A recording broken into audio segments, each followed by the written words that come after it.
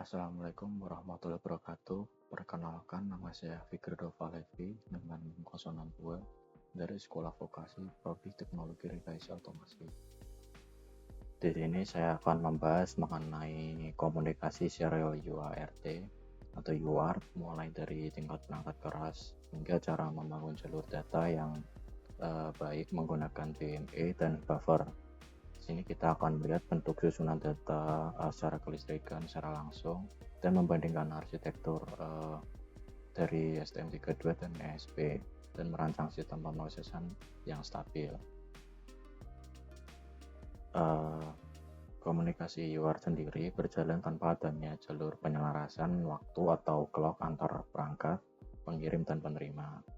Penerima menggunakan metode pembacaan di mana data diawali dengan start bit, yaitu penurunan nilai sinyal kelistrikan untuk memulai penyelarasan awal. Setelah itu, deretan bit data utama dikirimkan secara berurutan.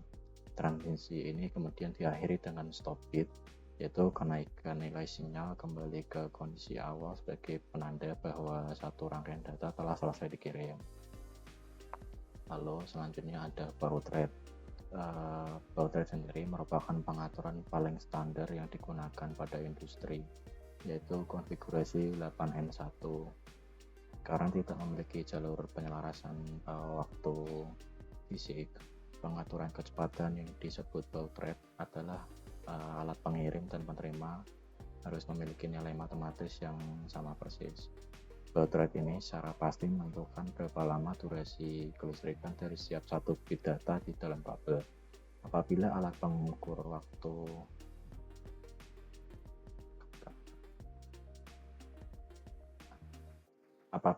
pengatur waktu dalam perangkat keras kurang presisi, titik pengambilan sampel data akan bergeser dari tengah bit, yang menyebabkan nilai data akan korup atau rusak. Jadi ini adalah perbandingan arsitektur dari SP32 dan STM32. Pilihan prosesor utama menentukan struktur kelistrikan dari perangkat. Pada sistem SP32, papan memiliki fitur pengubah jalur fleksibel yang memungkinkan pin membaca data dan mengirim data diatur ulang ke pin digital mana saja. Fitur ini mempermudah pembuatan jalur listrik pada papan sirkuit cetak. Sebaliknya, sistem pada papan STM32 menggunakan konfigurasi tetap di mana tujuan pin sudah diatur pasti oleh dokumen pabrik. Walaupun kaku, aturan tetap ini membuat waktu eksekusi prosesor STM32 menjadi sangat cepat dan stabil. Lalu di sini adalah timeline beban CPU berdasarkan metode penerimaan. Cara sebuah sistem menerima data menentukan seberapa berat beban kerja prosesor. Jika menggunakan metode polling, seluruh prosesor akan diblokir hanya untuk menunggu data masuk. Jika menggunakan metode interupsi, prosesor akan dipanggil secara berulang untuk setiap byte data yang masuk, sehingga sangat membebani prosesor pada lalu lintas data berkecepatan tinggi. Oleh karena itu, sistem produksi mewajibkan penggunaan metode Direct Memory Access atau DMA, di mana perangkat lunak menulis data secara langsung ke ruang memori tanpa membebani prosesor utama sama sekali. Lalu di sini ada matriks evaluasi penerimaan data.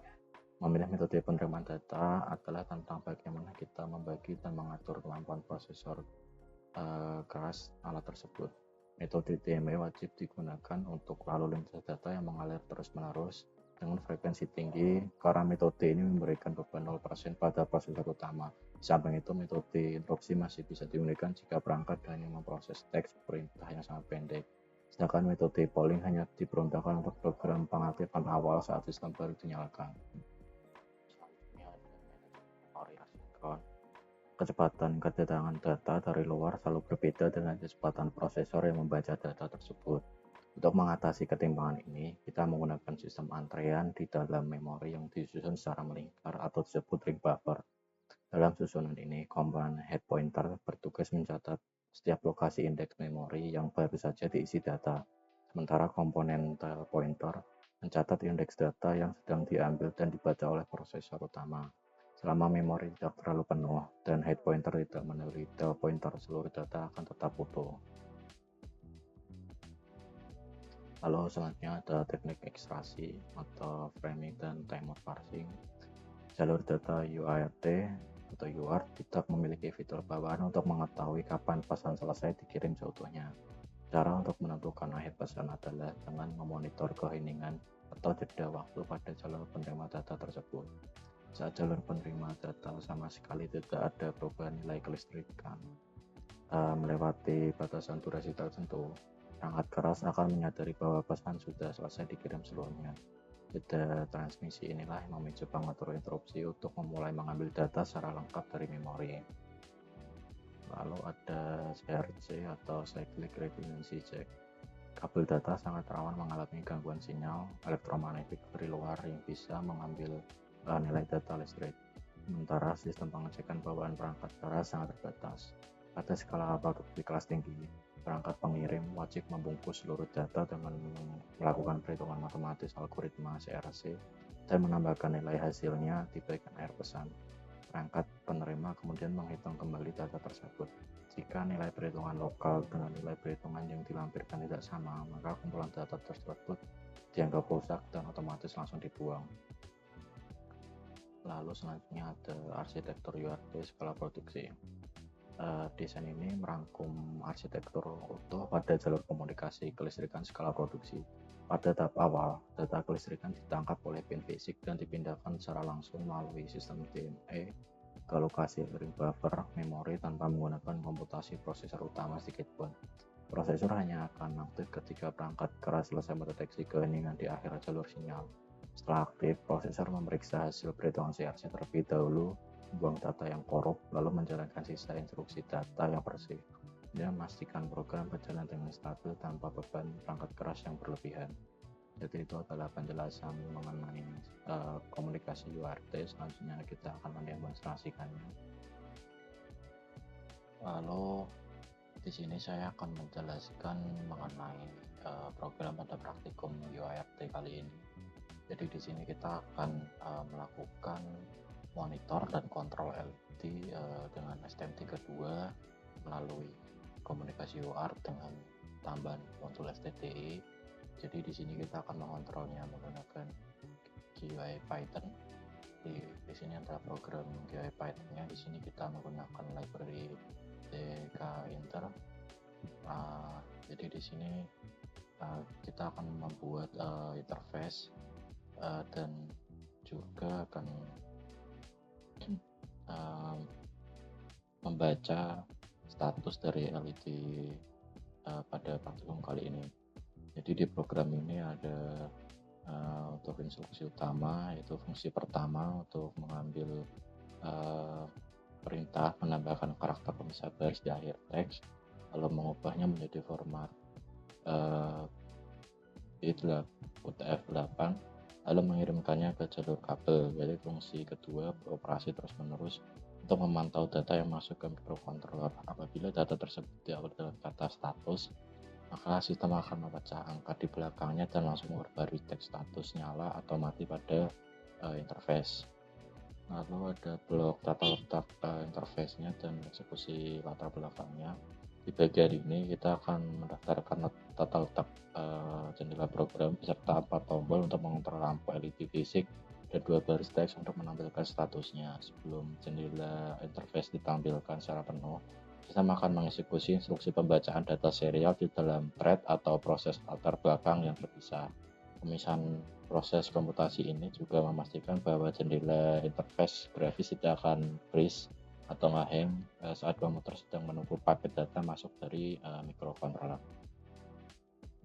Lalu selanjutnya ini adalah program utamanya, yaitu komunikasi STM32 dengan interface-nya tadi.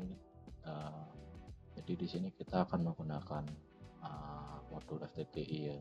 Jadi di sini ada deklarasi, blok deklarasi dan alokasi memori. Jadi program akan menetapkan pin PC13 dan PP12 untuk lampu LED fisik. Lalu sistem akan mengalokasikan memori penampung berkapasitas 64 karakter untuk menahan data masuk. Lalu variabel angka disiapkan untuk melacak posisi karakter terakhir, dan sebuah penanda logika disiapkan untuk memberikan sinyal bahwa paket kalimat perintah sudah terangkai utuh dan siap dieksekusi. Lalu ada juga blok pengaturan awal, yaitu fungsinya untuk membuka port perangkat UART pada STM32 yang terhubung ke pin fisik PA9 dan PA10. Lalu setelah port diaktifkan dengan kecepatan transmisi sekian, mikrokontroler akan mengatur pin kelistrikan menjadi jalur output dan memastikan kedua lampu LED berada dalam status mati pada saat sistem pertama kali menyala. Lalu blok penerimaan data, yaitu data non-blok pada awal loop. Di awal loop, prosesor akan membaca paket data masuk karakter demi karakter tanpa menghentikan tugas komputasi lainnya. Jika karakter yang masuk bukan merupakan karakter pemisah baris, prosesor menyimpannya ke dalam memori penampung dan memajukan posisi indeks memori. Jika karakter pemisah baris terdeteksi, sistem langsung menutup susunan karakter tersebut menjadi teks utuh dan mengubah penanda logika menjadi benar. Lalu ada blok eksekusi, yaitu pada akhir loop. Apabila penanda logika data siap atau bernilai benar, sistem mengambil susunan teks utuh tersebut dan menghapus spasi kosong di sekitarnya. Mikrokontroler membandingkan teks perintah dengan instruksi statis untuk mengembalikan status kelistrikan pada pin lampu LED. Setelah eksekusi kelistrikan selesai, prosesor membaca kembali status aktual tegangan pada pin tersebut, merangkainya ke dalam teks berformat status, lalu memancarkannya kembali ke jalur komunikasi menuju komputer. Lalu terakhir, memori penampung dikosongkan kembali. Lalu selanjutnya di sini ada file konfigurasi platform lainnya, sama seperti sebelumnya. Di sini kita akan mendeklarasikan environment atau board STM kita. Di sini kita akan memberikan banyak tipe boardnya agar kita mudah jika mengubah-ubah STM-nya nanti. Lalu di sini ada upload protokolnya, kita menggunakan ST-Link dan ini adalah kecepatan komunikasinya. Lalu selanjutnya ini adalah program pada percobaan ESP32. Di sini adalah program untuk interface-nya menggunakan Python. Di sini kita menggunakan interface yang sama seperti pada percobaan STM32, yang di sini ada kita menggunakan library Tkinter, lalu serial dan trading, dan ini adalah program untuk tata letaknya. Kita langsung masuk saja ke program utamanya. Jadi di sini perbedaannya adalah untuk PSP kita tidak menggunakan modul FTDI dan kita akan langsung menggunakan kabel USB-nya langsung. Jadi di dalam programnya ada struktur yang sama seperti STM32. Di sini kita akan menggunakan pin 2 dan pin 4. Lalu di sini ada memori penampung dengan kapasitas 64 karakter. Lalu variabel indeks posisi dan penanda logika kesiapan data. Lalu pada blok pengaturan awal di sini ada instruksi inisiasi untuk port 1 komunikasi serial. Pada SP32, instruksi ini secara langsung mengakses perangkat keras UART0 dan sirkuit konverter USB bawaan di SP-nya, sehingga alat ini tidak memerlukan FTDI eksternal untuk terhubung ke komputer. Pin kelistrikan diatur menjadi jalur keluaran dan kedua lampu LED dimatikan. Ada blok penerimaan data non-blocking. Di sini prosesor membaca aliran data secara berurutan. Karakter yang masuk disalin langsung ke dalam memori penampung sementara. Sistem tidak menunggu seluruh karakter dikirim sekaligus, melainkan mengeksekusinya secara instan pada setiap putaran program, hingga instruksi pembacaan menemukan karakter perintah baris yang menandakan akhir dari sebuah paket perintah. Lalu selanjutnya ada baris eksekusi, yaitu saat paket perintah tersedia, sistem mengeksekusi perubahan tegangan kelistrikan pada pin 2 dan pin 4 sesuai dengan teks perintah dari komputer. Prosesor kemudian membaca status kelistrikan dari kedua pin tersebut, lalu membungkusnya dengan format pembacaan status dan mengirimkannya ke jalur USB ke interface Python kita tadi. Lalu memori di reset agar kembali statusnya kosong.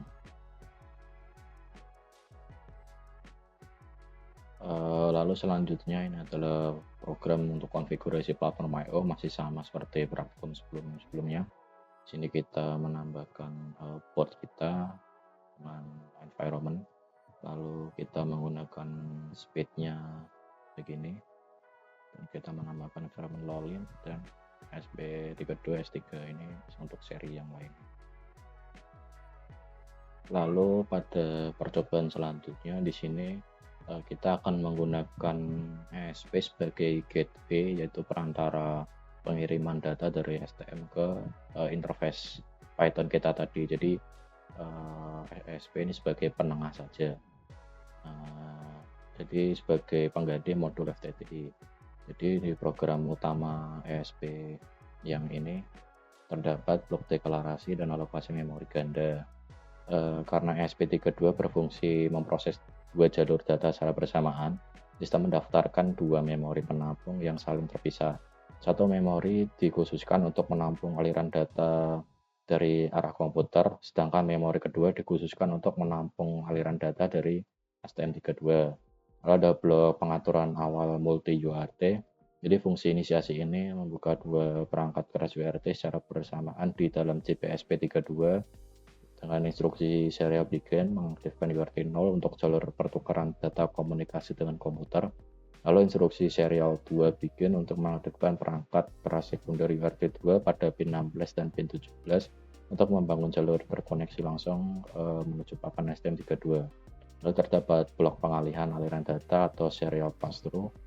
Bagian ini beroperasi tanpa melakukan intervensi logika pada isi data teks. Blok pertama membaca aliran memori dari arah interface komputer. Begitu paket instruksi terangkai secara utuh, SP32 langsung melempar teks tersebut keluar menuju pin transmisi UART2 lalu menuju STM32. Lalu blok kedua melakukan hal yang sama untuk arah sebaliknya.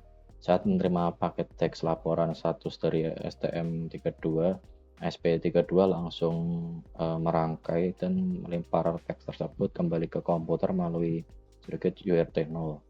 Proses ini terjadi secara transparan tanpa mengunci siklus komputasi prosesor utama. Lalu selanjutnya ini adalah file konfigurasi ESP-nya, masih sama.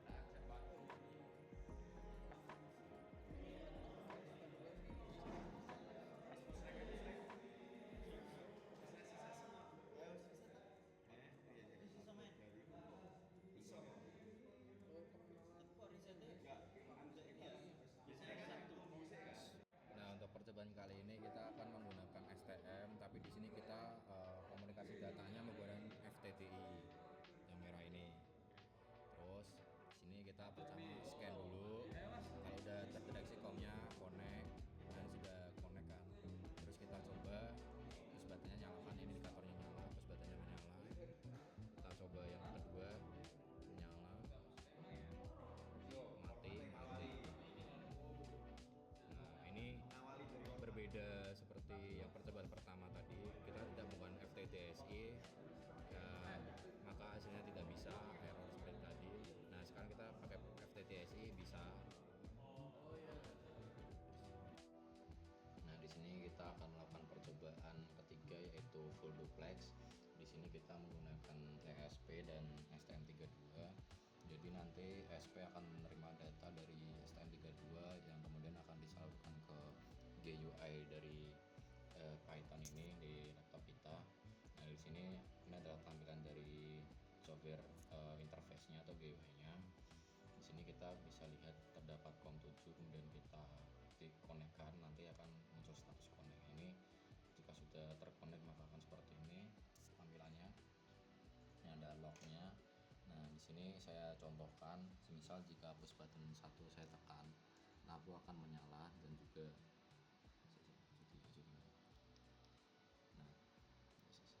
nah, ketika ditekan maka terdapat indikatornya di GUI-nya. Misal kita tekan lagi, di sini lognya akan muncul dan indikatornya akan menyala. Jadi yang mengirim ini adalah ESP-nya, bukan STM-nya.